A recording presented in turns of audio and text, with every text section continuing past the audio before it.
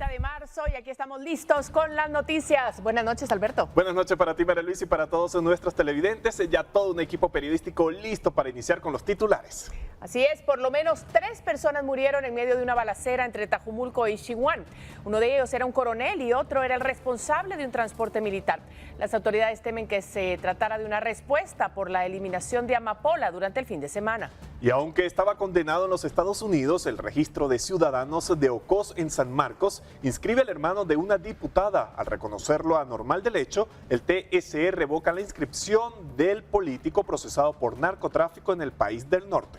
Y el Tribunal Supremo Electoral considera inmoral la campaña de 2 partidos políticos y lo sanciona con un llamado de atención a las 2 organizaciones.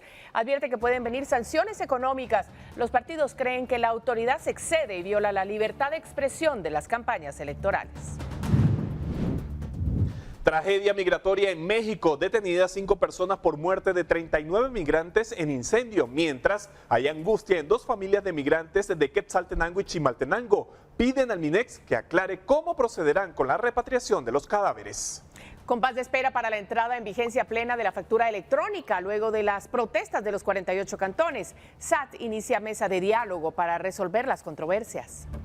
La justicia de Estados Unidos negocia la entrega de Donald Trump por cargos de haber destinado fondos de campaña al pago de una actriz porno, a quien pretendía comprar su silencio.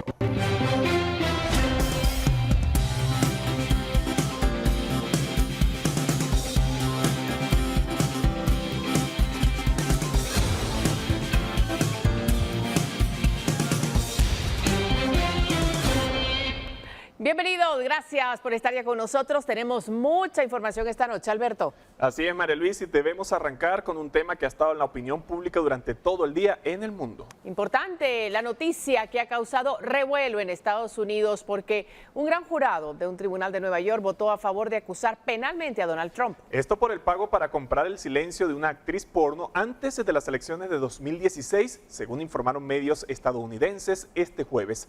Esta información ha sido ampliamente difundida en diferentes medios de comunicación y ha generado gran atención pública. Un gran jurado de un tribunal de Nueva York votó el jueves a favor de acusar penalmente a Donald Trump. El expresidente de Estados Unidos será probablemente inculpado en los próximos días por la justicia por el pago de $130,000 a la actriz porno Stormy Daniels para comprar su silencio poco antes de las elecciones de 2016. El exmandatario, quien aspira a competir nuevamente por la Casa Blanca en 2024, denunció persecución política e interferencia electoral. Trump se convierte de esta manera en el primer presidente o expresidente en ser imputado en la historia de Estados Unidos. Una vez imputado, el magnate tendrá que comparecer ante el Tribunal de Manhattan para que un juez le notifique la acusación, quedando brevemente bajo arresto para ser fotografiado y tomarle las huellas dactilares. A continuación tendría que declararse culpable o inocente de los cargos de falsa declaración, una infracción o de infringir la ley sobre financiamiento electoral, lo que constituye un delito penal.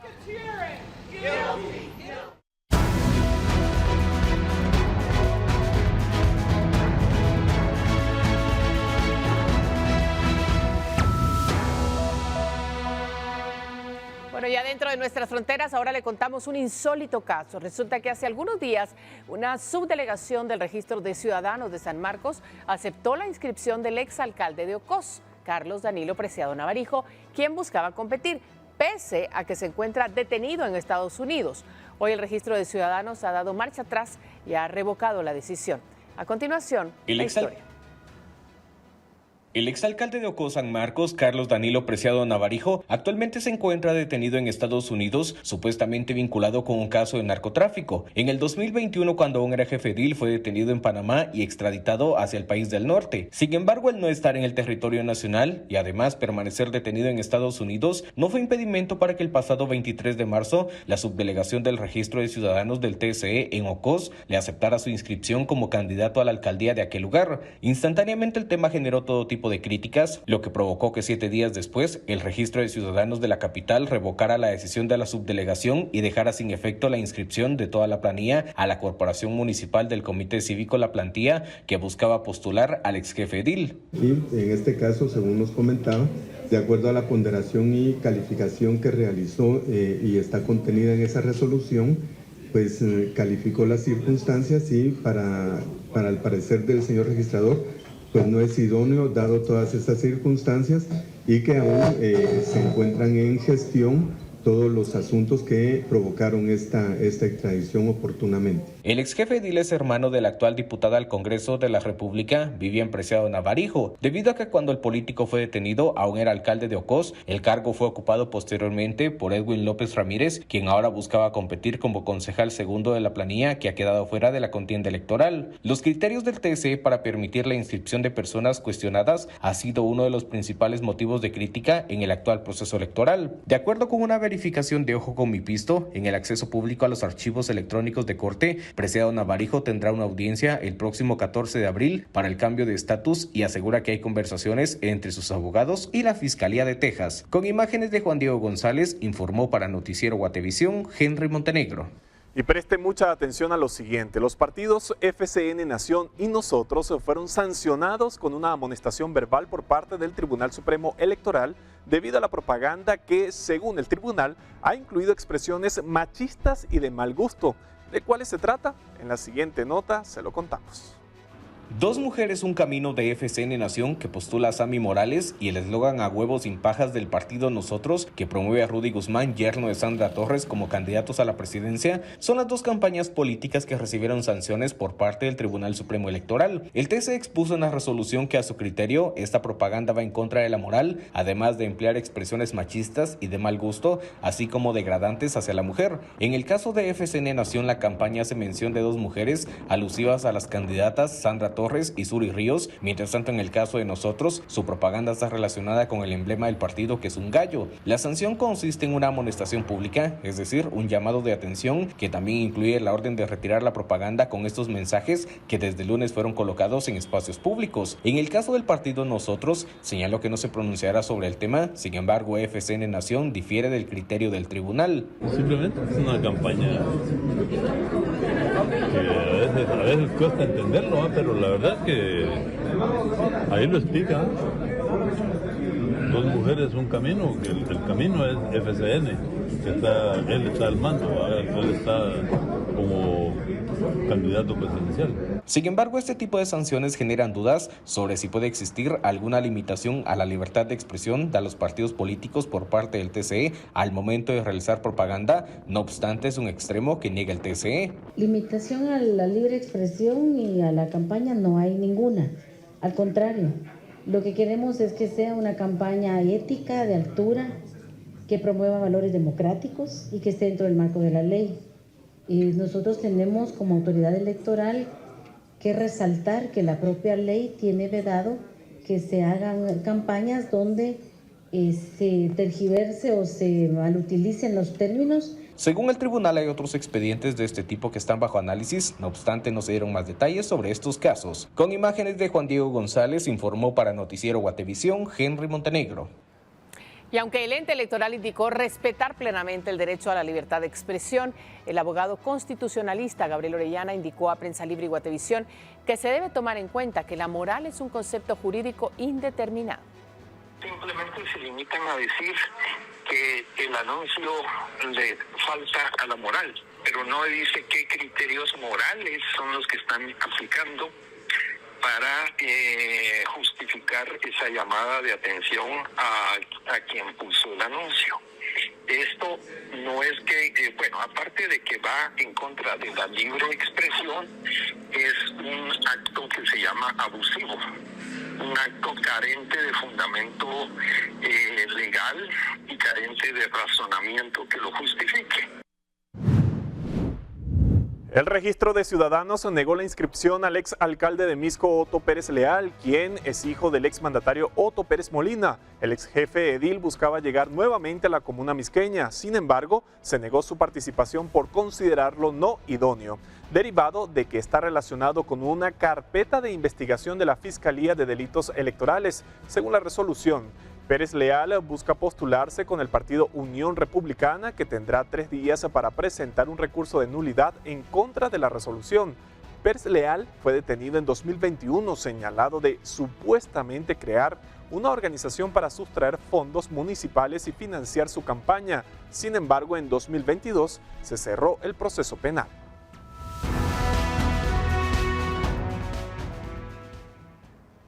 Y con el inicio de la campaña, los partidos políticos continúan en discordia con varias municipalidades del país que han restringido el uso de sus espacios para colocar propaganda.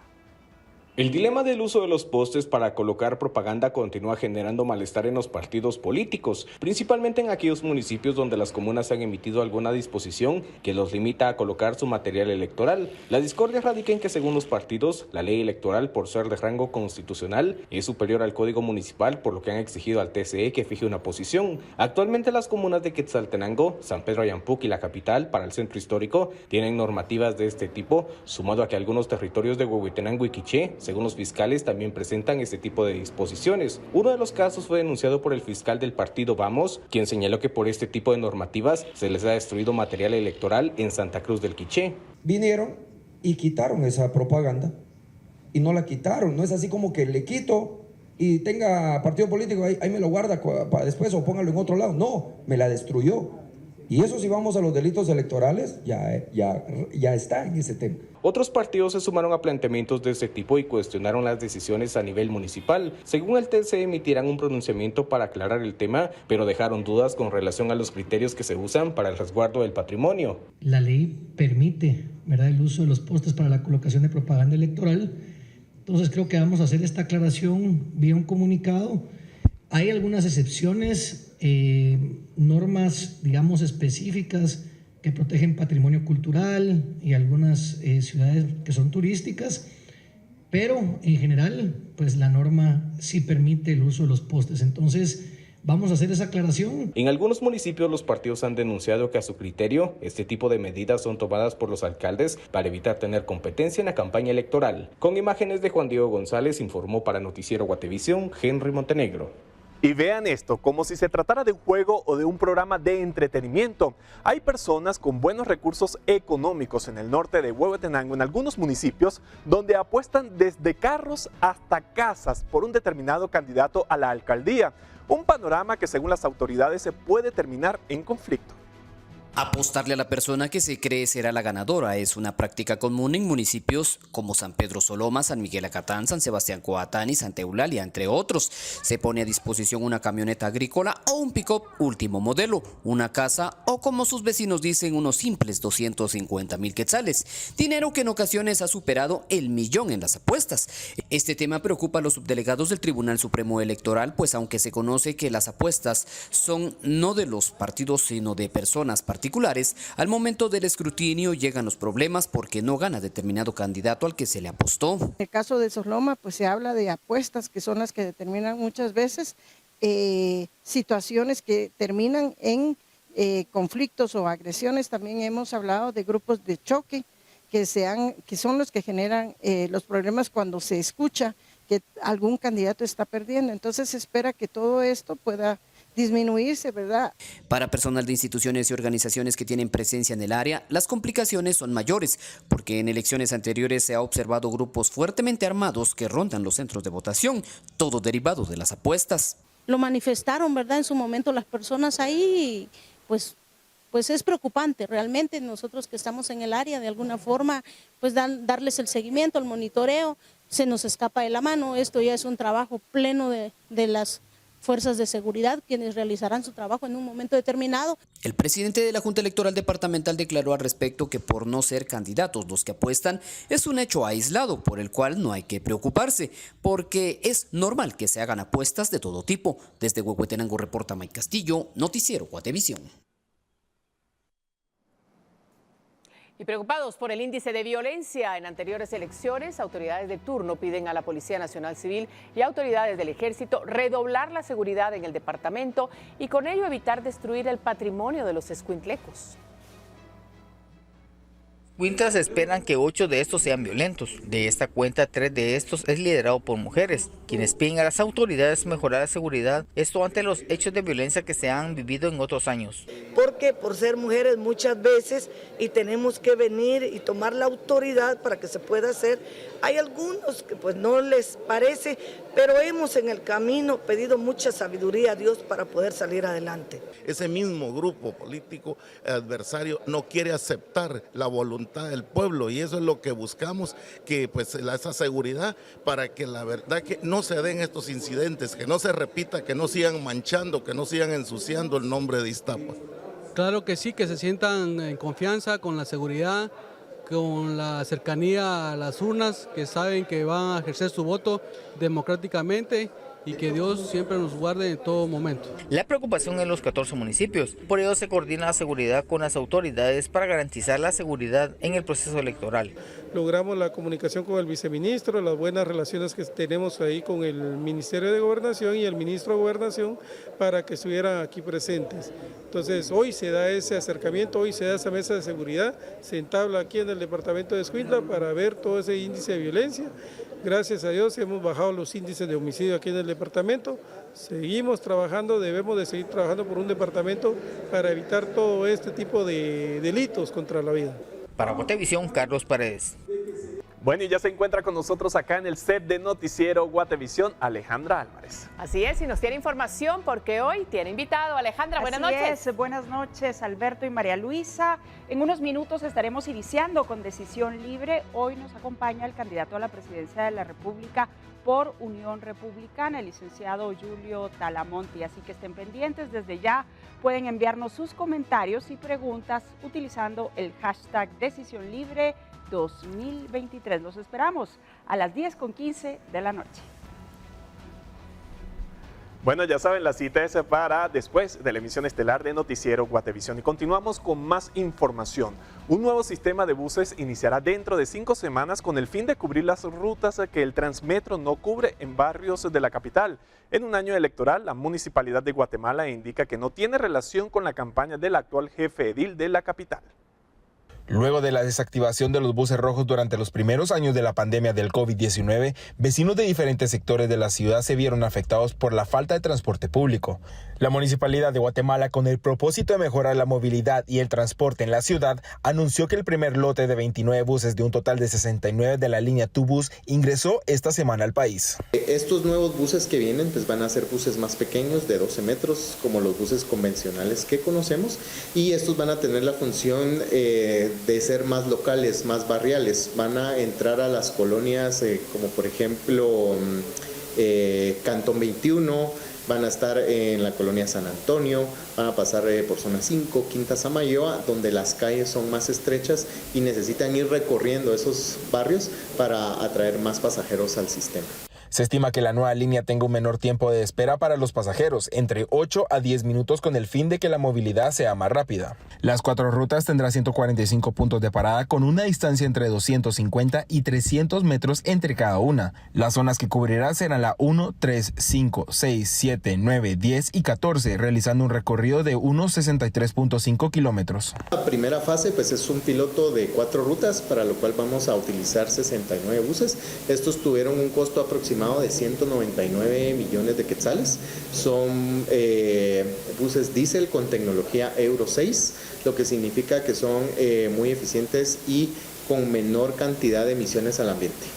Este servicio de buses se estima que inicia a finales de mayo y principios de junio, casi unas semanas de las elecciones 2023 en Guatemala. La municipalidad descarta que el proyecto tenga un fin electoral, ya que en el 2019 se tenía contemplado la nueva línea de buses, pero los fondos fueron utilizados para cubrir los proyectos de la pandemia del COVID-19.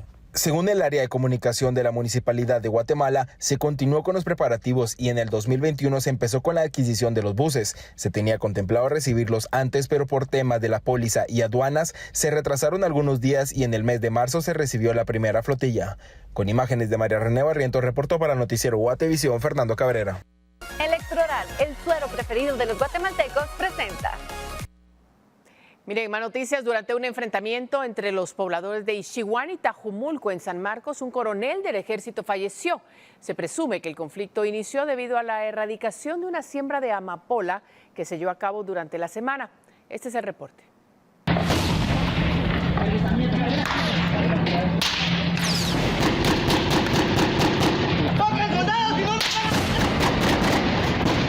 Estas son las imágenes donde un pelotón del ejército de Guatemala se enfrentaba a pobladores de Ixiguán y Tajumulco, San Marcos. En el lugar falleció el coronel de infantería Amílcar Nicolás Bautista Fuentes y otro hombre que al momento se desconoce su nombre.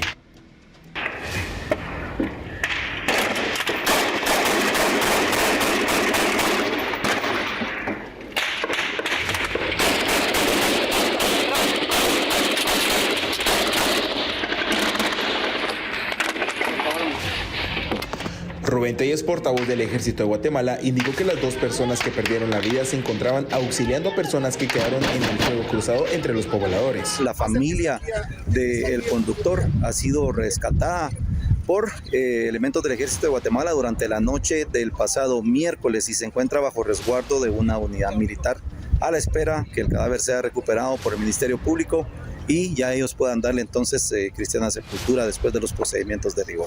Desde la tarde del pasado miércoles, el cuerpo sin vida de un hombre quedó tendido dentro de un pick-up, hasta que el jueves personal del Ejército de Guatemala, la Policía Nacional Civil y el Ministerio Público lograron llegar al automotor luego de que fuera controlado el enfrentamiento.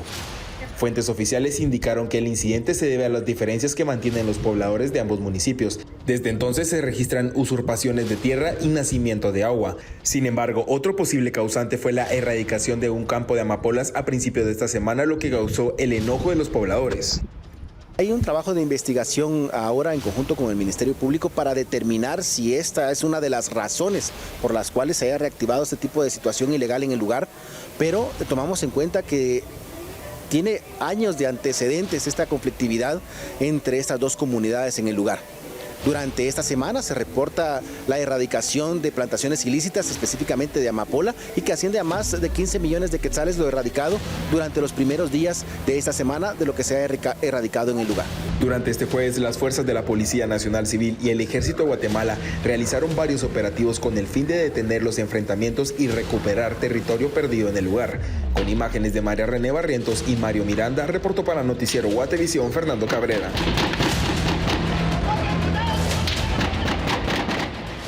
Electroral, el suero preferido de los guatemaltecos, presentó.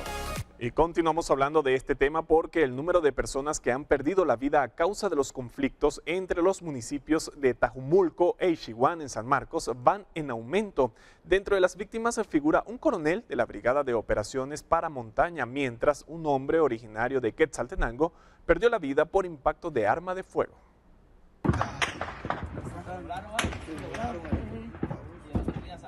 Encerrados en su vivienda, sin acceso a alimentos. Así es como se encuentran los pobladores afectados por el conflicto de los municipios de Tajumulco e Ixiguán del departamento de San Marcos.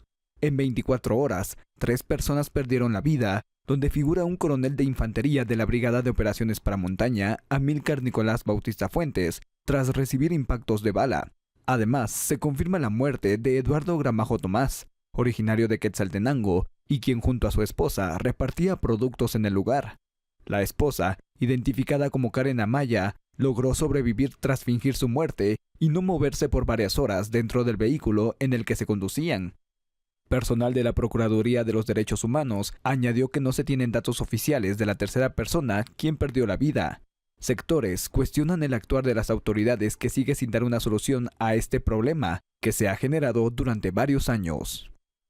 Sí, efectivamente, pues es una pena indicar nuevamente que se ha reactivado el conflicto. Es una situación de zozobra para la población, sobre todo para la gente que se dedica a trabajar y que cumple determinadas obligaciones dentro de su trabajo. Es triste ya hablar de 3 personas fallecidas y una serie de personas heridas. Al momento de pasar en el área, cuerpos de socorro ponen en riesgo su vida ante impactos de balas perdidas que puedan recibir. Las estaciones de Tacaná y Sibinal, que son las que están en la parte alta del altiplano, en determinado momento pues no se puede circular por esta parte de la carretera, por el conflicto entonces tiene que buscar rutas alternas para poder pues no exponerse también a ser víctimas de este conflicto. El peligro es tal que cuerpos de socorro recomiendan no viajar por la zona para evitar en algún momento ser alcanzado por una bala. Se tiene que tener todas las precauciones necesarias, circular por este sector, ya que pues se han reportado personas fallecidas, personas heridas por arma de fuego. Por lo tanto, la recomendación pues siempre buscar caminos o rutas alternas para no exponerse a transitar en estos lugares, ¿verdad? Y exponerse pues a ser o resultar herido debido a estos conflictos que se están registrando. Para Noticiero Guatevisión, Mario Miranda.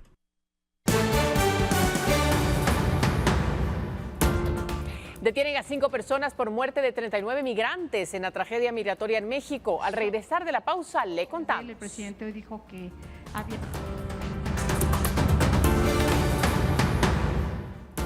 Continuamos. 5 personas han sido detenidas por el incendio en un centro de detención migratorio de la mexicana ciudad de Juárez, fronteriza con Estados Unidos, que dejó 39 muertos y 27 heridos el pasado lunes. Así lo informó este jueves la Fiscalía General. La funcionaria precisó que un juez giró en total 6 órdenes de arresto contra 3 funcionarios del Instituto Nacional de Migración, 2 vigilantes privados y un migrante que habría iniciado el incendio, señalados de homicidio doloso y lesiones. Sin embargo, no especificó quiénes fueron los detenidos. En la misma conferencia, la Secretaría de Seguridad Pública, en nombre de Rosa Isela Rodríguez, reveló la nacionalidad de las víctimas mortales y dijo que los heridos son 5 salvadoreños, 10 guatemaltecos, 8 hondureños y 5 venezolanos. De ellos, solo 1 fue dado de alta. 4 elementos de los 503 que supuestamente... Y familiares de Roberto González Hernández, uno de los 16 migrantes fallecidos en México, se enteraron por los medios de comunicación sobre el incendio, pero no se imaginaron que entre los fallecidos se encontraba su pariente. El migrante Roberto González Hernández era sastre, pero sus ingresos no eran suficientes para cubrir los gastos de sus hijos, situación que lo obligó a salir de su natal San Antonio Sija e intentar llegar a los Estados Unidos. Él iba por su sueño americano y cumplir sus metas y sus planes, pues construir su casa, ya que no tiene una casa que digamos digamos en buen estado. Días antes de su muerte, Roberto González llamó a su familia y les contó que fue detenido por migración en Ciudad Juárez, Chihuahua. Estamos en manos de migración y primero Dios nos sacarán en 3 días, dijo el migrante en su última comunicación. La última comunicación cuando los agarraron por parte de la migración, pues dijeron que ya pronto nos van ya más o menos mañana al amanecer, que ya nos van a mandar, dijeron, pero no fue así. Pues. Le dijimos a mi finado sobrino que tenga confianza en Dios, que tenga fe en Dios, que esperamos que lo mandan, ¿verdad? Pero lastimosamente no fue así. En Quetzaltenango, para Noticiero Guatevisión, Maynor Tuc. En San Martín, Jilotepeque, Chimaltenango, la familia de Basilio Sutuj Sarabia ha vivido horas de incertidumbre y angustia desde que se enteraron de que su nombre aparecía en la lista de migrantes fallecidos en el incendio en México. Ahora esperan conocer las tareas de repatriación. Basilio Sutuj Sarabia, de 51 años, encabeza la lista de migrantes fallecidos en la tragedia que se produjo en las instalaciones del Instituto Nacional de Migración el lunes 27 de marzo. Basilio Sutuj era padre de 6 hijos, 2 de ellos menores de edad, y según su familia se dedicaba a realizar fletes en el mercado de San Martín, Jilotepeque, Chimaltenango desde hace más de 25 años. Él emprendió el viaje el 11 de marzo, en busca de un mejor trabajo, y de esa manera poder cancelar varias deudas que según su esposa fueron creciendo durante la pandemia. Pues yo no lo tomé en serio, sino que cuando ya iba a medio camino, él llamó y dijo, voy rumbo para el norte. Entonces yo dije, ¿qué? ¿Se está tomando en serio las cosas? Llamó a sus hijos. Miren mis hijos, yo voy para allá, le dijo, prepárense, voy para allá. Ay, papá, le dijo, no hubieras venido, le dijo, porque ¿qué va a pasar con usted? Tienes tus cosas, ¿acaso estás aguantando hambre? Y pues le dijo, no, yo sé que no, pero tengo mis deudas también. Y le dijo, para tener un futuro mejor, yo me voy a ir. Basilio tiene 3 hijos que lo esperaban en Estados Unidos, quienes se sorprendieron de la decisión de buscar el sueño americano, pero le ofrecieron su apoyo. El 25 de marzo fue la última vez que hablaron con él. En esa ocasión, les informó que había sido detenido en migración y que en los próximos días sería deportado a Guatemala. Fue a través de las noticias que se enteraron de la tragedia. Ya ayer le dije yo a mis hijos, miren mis hijos la tragedia que fue ahí en Juárez. ¿Y tu papá dónde dijo que se quedó? En Juárez. Me dijo, no mamá, no puede ser, me dijo. Mis hijos se preocuparon mucho, empezaron a llamar en hospitales, en todos lados. Solo en 2 lados les atendieron, les dijeron que no podían dar mayor información y que llamaron a un número que les dieron a ellos y ellos me mandaron para acá. Yo llamé y me dijeron que sí, su nombre apareció en medio de las víctimas. Los familiares responsabilizan a las autoridades mexicanas de su fallecimiento y piden que se haga justicia. Al gobierno de Guatemala piden el apoyo para las tareas de repatriación.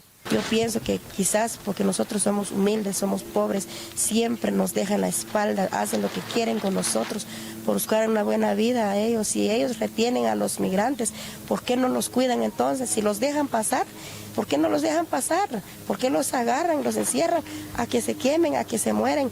¿Por qué no los dejen libres? Entonces es lo que yo estoy pidiendo, es justicia, justicia por el momento.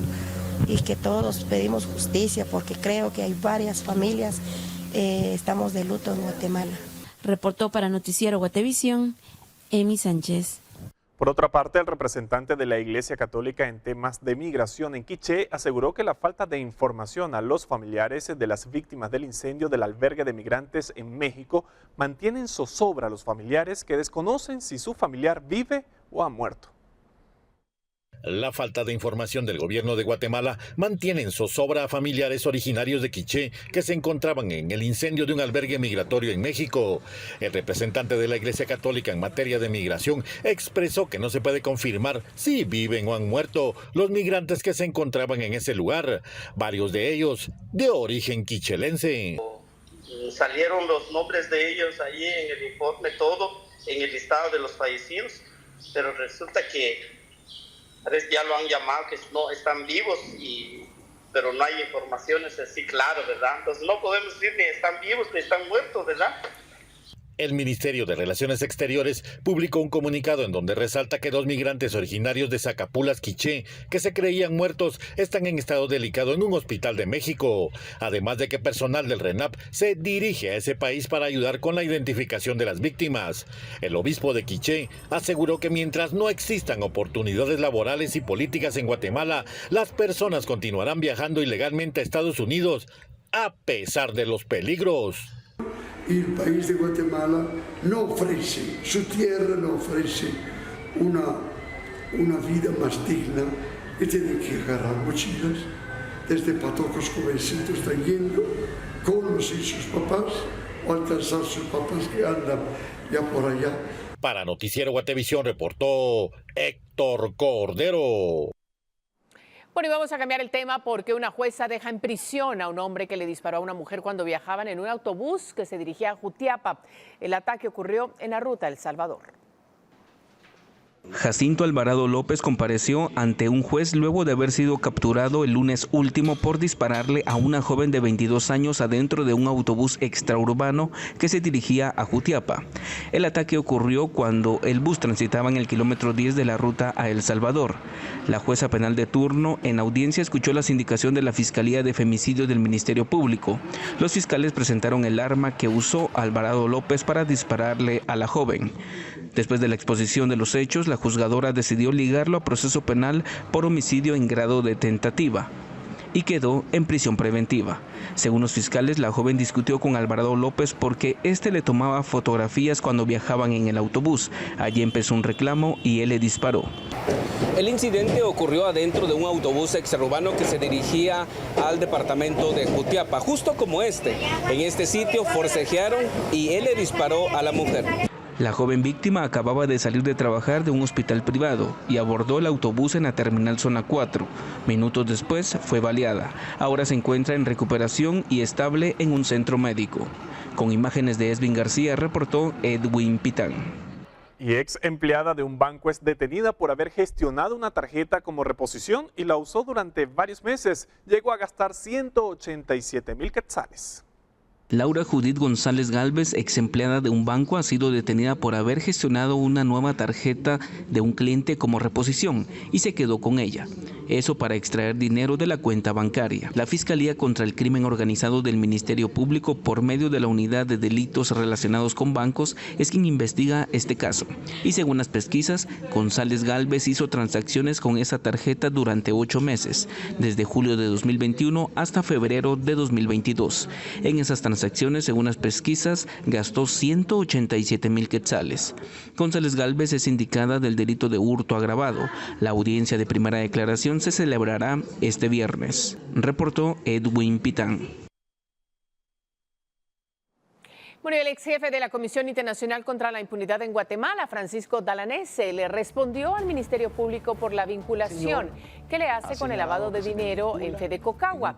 Dalanese no da crédito a la tesis de la Fiscalía contra la Corrupción y señaló al fiscal José Rafael Curruchich de ser un instrumento del Estado cleptócrata. La Comisión Internacional contra la Impunidad en Guatemala. Este caso lo inició Sandoval y ahora Curruchiche mete en ese caso una nota emitida en el 2012, no sé para quién, porque repito, la nota no tiene destinatario, ni persona jurídica ni persona física, y me endilga el estar implicado en un encubrimiento de lavado de dinero, lo cual es absolutamente falso.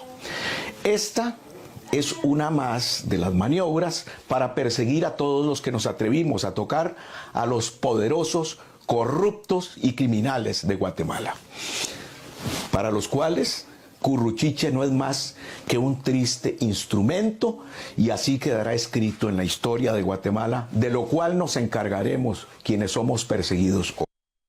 Mientras tanto, el alto comisionado de las Naciones Unidas para los Derechos Humanos, Volker Turk, se pronunció con relación a la intimidación, acoso y criminalización a los que están siendo sometidos algunos funcionarios de justicia en Guatemala. Turk también señaló que es especialmente preocupante que se estén utilizando procedimientos administrativos y penales en aparente represalia contra quienes participaron en la investigación en casos de corrupción y violaciones de derechos humanos.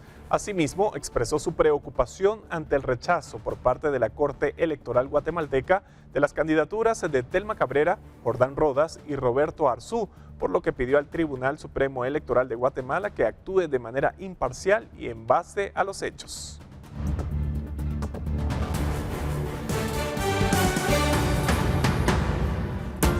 Compás de espera para la entrada en vigencia plena de la factura electrónica luego de las protestas de los 48 cantones. Al regresar, le ampliamos.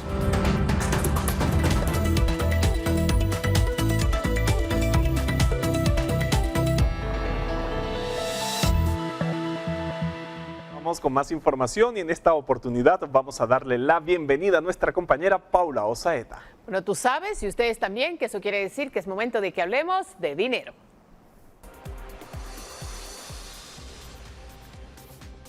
María Luisa, Alberto, qué gusto estar con ustedes. Hoy les quiero contar que Fernando Suriano, intendente de recaudación de la Superintendencia de Administración Tributaria, explicó que se sostuvo una reunión con delegados de los 48 cantones para tocar los temas de la prohibición mayores a los 2.500 quetzales y de la obligación de los pequeños contribuyentes a la FEL. Suriano indicó que en el caso de las facturas con nombre en facturas grandes, el acuerdo continuará vigente durante 2 meses más y en ese lapso se abrirán mesas técnicas de trabajo para identificar los elementos que se incorporarán al nuevo acuerdo gubernativo, de manera que se resguarde toda la operación que se desarrolla en regiones como los 48 cantones.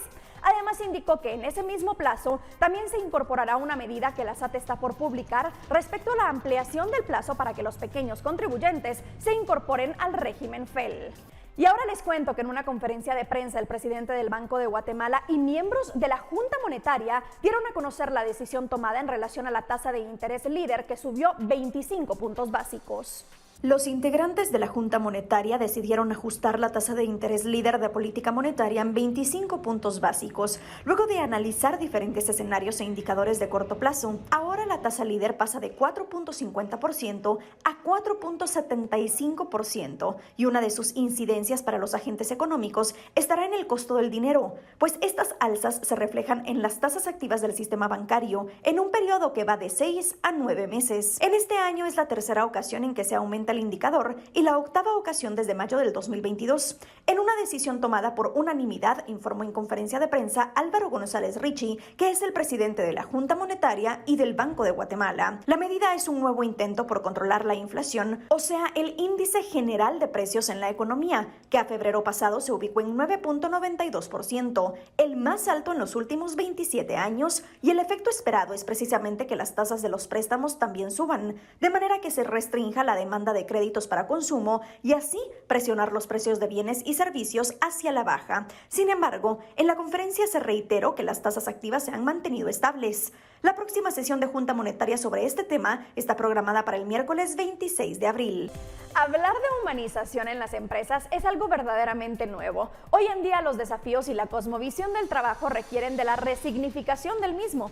Es por eso que le daré algunas acciones para humanizar una empresa. Cultura de empresa. Es necesario crear una filosofía empresarial. La empresa es la comunidad laboral del individuo. Hay que cuidarla y fomentar las medidas que abogan por un ecosistema laboral que promueva el bienestar psicosocial, la salud, la seguridad física y psicológica de todas las personas. Confianza. La obtención de un feedback entre líderes y empleados es fundamental. Tiene que establecerse un vínculo de confianza entre el líder y el resto de los miembros. La creatividad y motivación son factores indispensables para poder obtener productividad y éxito empresarial. Las ganas por seguir creciendo y evolucionando convierten a la empresa en una entidad en continuo cambio y desarrollo. Compromiso y esfuerzo. Generar estos valores en el empleado dan lugar a una organización unida y comprometida tanto con la empresa como con el resto de trabajadores. Promoviendo una comunicación clara, directa y real, va a lograr humanizar su lugar de trabajo y eso mejorará su productividad. Nos vemos mañana con más. Buenas noches.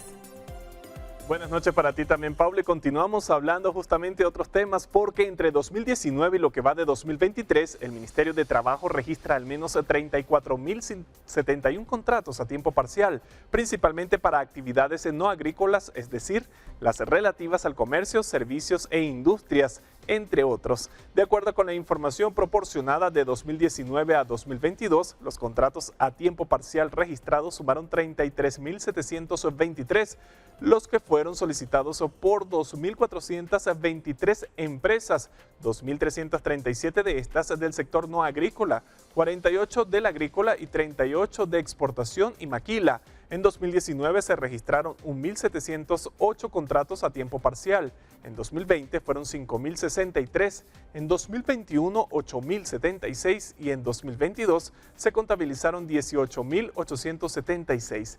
Del 1 de enero al 21 de marzo pasado se recibieron 2.702 solicitudes, de las que aprobaron 348, denegaron 686 y están pendientes de resolver 1.668 expedientes.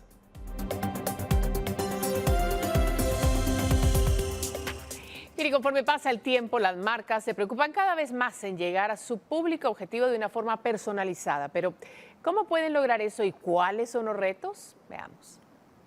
La hipersonalización significa que las marcas y empresas confían en la personalización e individualización de campañas para fidelizar a los consumidores. ¿Cómo las empresas, los negocios o los emprendedores pueden lograrlo? Básicamente es tener la tecnología adecuada que le permita acceder a datos de comportamiento del consumidor, por ejemplo, en el sitio web, que ya les da una información de comportamiento, tener la capacidad de acceder a los datos históricos de compras de estos clientes o de consumo de sus servicios y poder, de una única visión, sacar estas informaciones, aplicar la analítica y poder efectivamente utilizarse de estos datos para promover algo interesante al cliente. La hipersonalización permite además que el consumidor mantenga un flujo de compra recurrente, que genere un mayor engagement y crezca junto a la empresa. Sin embargo, sí hay algunos retos para las marcas que se deben trabajar. Aplicar de la analítica para que se pueda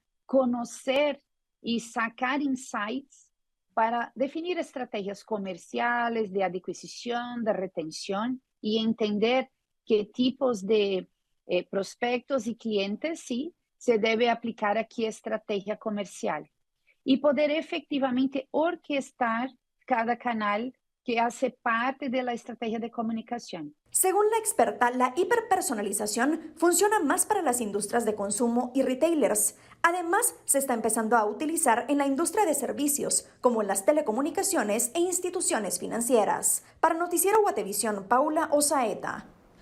Recuerden que en tan solo minutos inicia Decisión Libre 2023. El invitado de hoy, el candidato a la presidencia por el partido Unión Republicana, Giulio Talamonti. No se lo puede perder después de Noticiero Guatevisión. Ahora nosotros a una pausa y regresamos.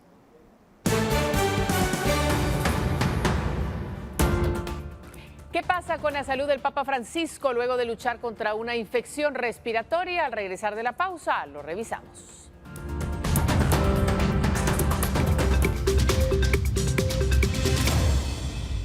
Continúa la autoferia de verano en Toyota. Toyota Corolla Cross. 96 cuotas de 2.995 quetzales. Visítanos en nuestras salas de venta. ¡Te esperamos! Gracias por continuar en sintonía de la emisión estelar de Noticiero Guatevisión y llegó el momento de conocer lo que pasa en el mundo. María Luisa.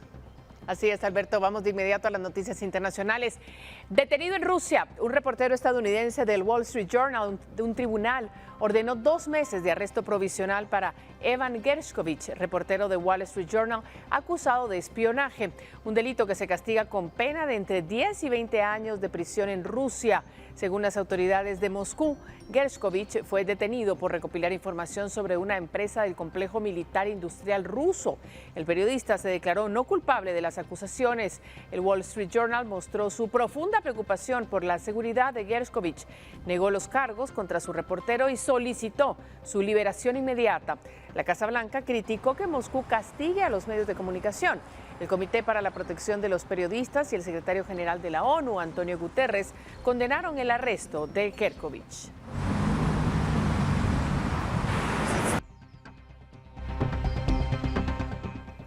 Bueno, en un accidente aéreo en Estados Unidos, 9 soldados murieron cuando 2 helicópteros del ejército se estrellaron durante un ejercicio de vuelo nocturno en el estado de Kentucky. Se envió un equipo de investigación a la zona, pero por el momento se desconoce si los helicópteros Black Hawk chocaron entre sí.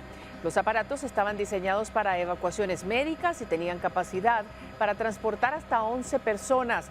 Las autoridades informaron que 5 soldados iban en un helicóptero y 4 en el otro. El accidente tuvo lugar en una zona despejada cerca de un área residencial. Several SUVs and emergency vehicles with their lights flashing, and they are slowly driving Highway 6. Mire, y así quedó un tren que transportaba etanol en el norte de Estados Unidos. El tren de la compañía ferroviaria Burlington Northern Santa Fe se descarriló cerca de la localidad de Raymond, en el estado de Minnesota. El secretario de Transporte de Estados Unidos aclaró que no se reportaron muertes ni heridos y que estaba siguiendo de cerca la situación. Las autoridades emitieron una orden de evacuación para las personas que residen en un área de 800 metros alrededor de la zona del accidente y se aconseja no viajar a la localidad de Raymond.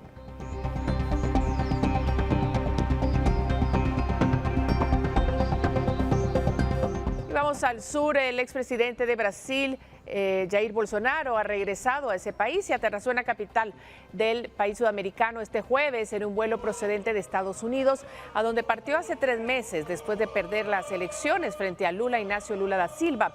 Bolsonaro, de 68 años, se retiró del aeropuerto de Brasilia en un automóvil escoltado por la policía, a pesar de que esperaban unos 200 seguidores en el interior de la terminal con banderas de Brasil y cantando "El capitán volvió", no pasó por allí.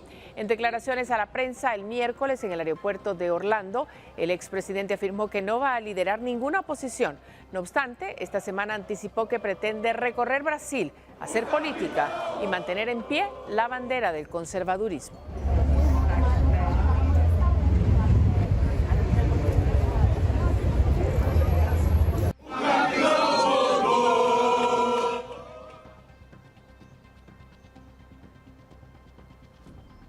Bueno, tenemos más. Siempre en el sur, la policía de Ecuador desactivó este jueves un artefacto explosivo que fue atado al cuerpo de un hombre en el puerto de Guayaquil, una de las ciudades más violentas del país por la presencia del narcotráfico. La policía ecuatoriana desactivó el jueves un artefacto explosivo que estaba amarrado al cuerpo de un hombre en Guayaquil, una de las ciudades más violentas del país. En las redes sociales se viralizó la imagen del hombre con los explosivos junto a su cuerpo. El escuadrón antibombas fue movilizado. El equipo especializado desactivó el artefacto. El hombre está bien, según la policía. Medios locales informaron que era guardia de seguridad en una joyería. La empresa para la que trabaja se habría negado a dar dinero a los delincuentes. Ecuador se enfrenta a un aumento de la violencia relacionada con las drogas. Bueno, el Papa Francisco, de 86 años, fue internado en un hospital romano el miércoles debido a una infección respiratoria. Sin embargo, este jueves el Vaticano anunció que se encuentra mejor y que ha vuelto al trabajo, disipando las preocupaciones sobre la salud del líder de la Iglesia Católica. El Papa Francisco se encuentra mejor. Eso anunció el jueves el Vaticano, que agregó que el pontífice volvió al trabajo mientras continúa internado en un hospital romano por una infección respiratoria. Sin embargo, el jefe de la Iglesia Católica seguirá hospitalizado varios días para recibir tratamiento y sus próximas citas fueron anuladas. La inesperada hospitalización de Francisco suscitó fuertes interrogantes sobre el real estado de salud del primer papa latinoamericano de la historia. Después de asegurar que se trataba de controles programados, el portavoz del Vaticano finalmente anunció, tras varias horas de silencio, que el Papa padecía una infección respiratoria. Según fuentes internas del hospital, es posible que el pontífice pueda presidir la misa del Domingo de Ramos el próximo 2 de abril en el Vaticano, salvo imprevistos. Con esa misa se abren las celebraciones por la Semana Santa, que se culmina con la Pascua, la fiesta más importante del cristianismo. Fuentes religiosas sostienen que el Vaticano está organizando un programa alternativo en caso de que el Papa no pueda presidir las ceremonias religiosas. Continúa la autoferia de verano en Toyota. Toyota Corolla Cross. 96 cuotas de 2.995 quetzales. Visítanos en nuestras salas de venta. ¡Te esperamos!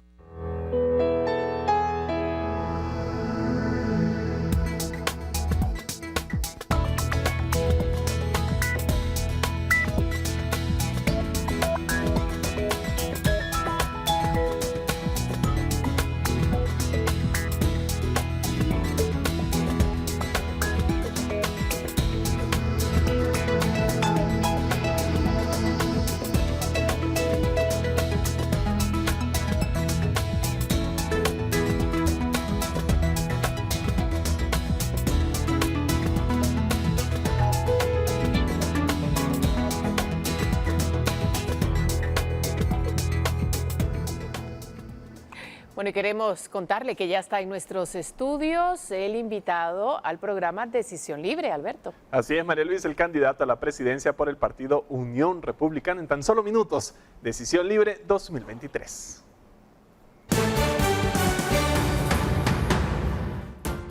Y luego de la pausa revisamos los mensajes, videos y denuncias que nos envían nuestros televidentes al WhatsApp de Guate Report al 4003-3859.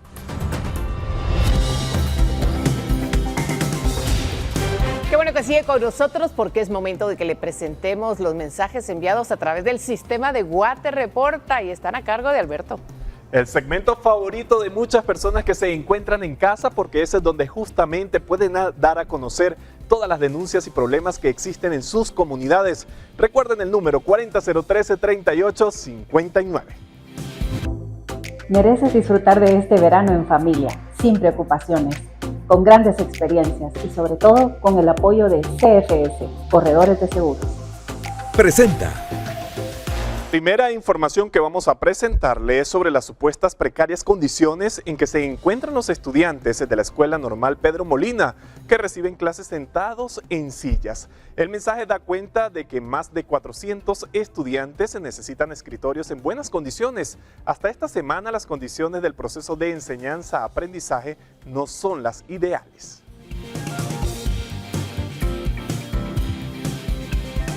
Ahora vamos con la información sobre las complicaciones que enfrentan los pilotos en la carretera que de la capital conduce a Amatitlán. El mensaje da cuenta que durante horas de la mañana y de la tarde de todos los días se forma un fuerte embotellamiento que causa pérdida de tiempo y de dinero. Y Dani Más nos envió el mensaje que dice lo siguiente. Tremendo tráfico se registra de Monterrico en Tacisco, Santa Rosa, hacia Ciudad de Guatemala. El pasado fin de semana salí de la playa a la 1:30 de la tarde y llegué a la capital a las 9 de la noche. O sea, el viaje duró más de 8 horas. Ese fue el mensaje que recibimos. Estar protegido es una elección. Este verano elige la buena experiencia de estar asegurado y síguenos en nuestras redes para más consejos de verano. Presentó.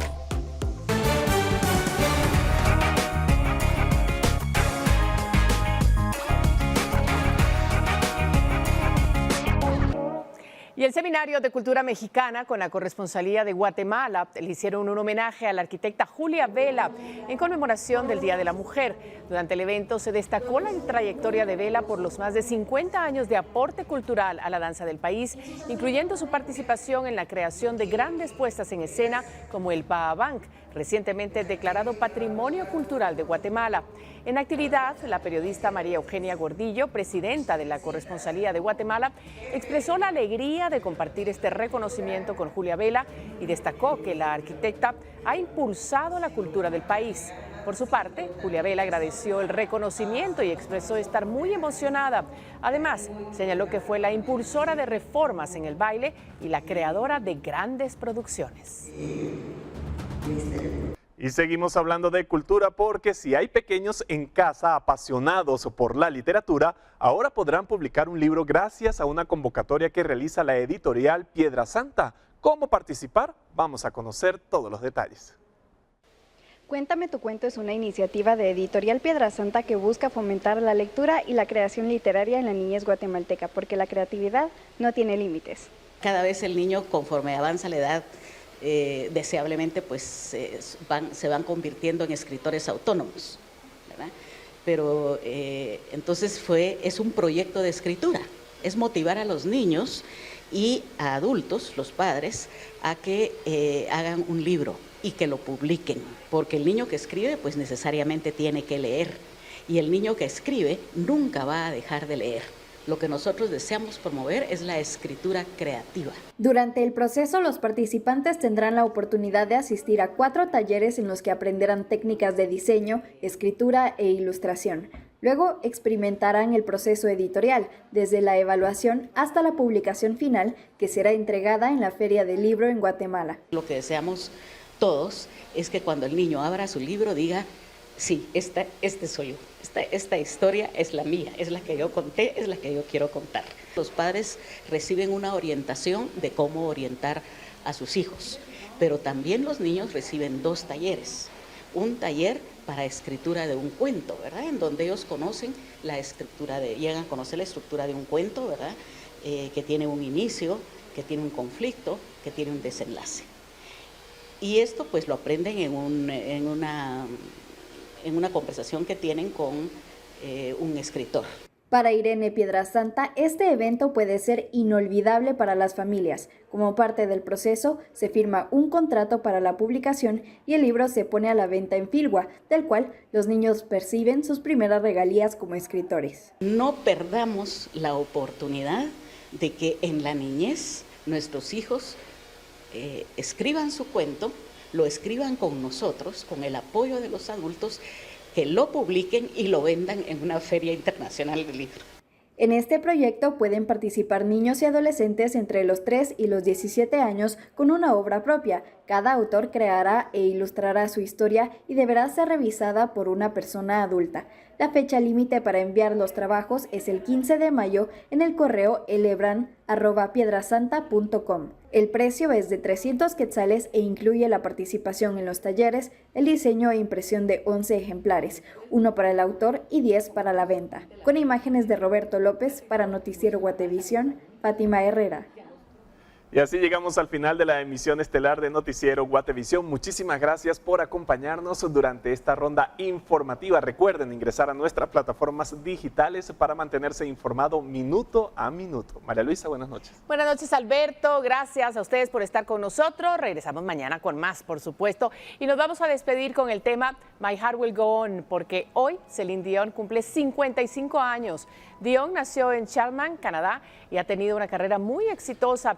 Entre los premios que ha recibido destacan varios importantes. Así es, los Grammy, Globo de Oro, el Billboard World Music y el Juno. Aunque ha lanzado diversos álbums, uno de sus mayores éxitos es My Heart Will Go On, que formó parte del soundtrack de Titanic, estrenada en 1997. Así nos despedimos. Buenas noches.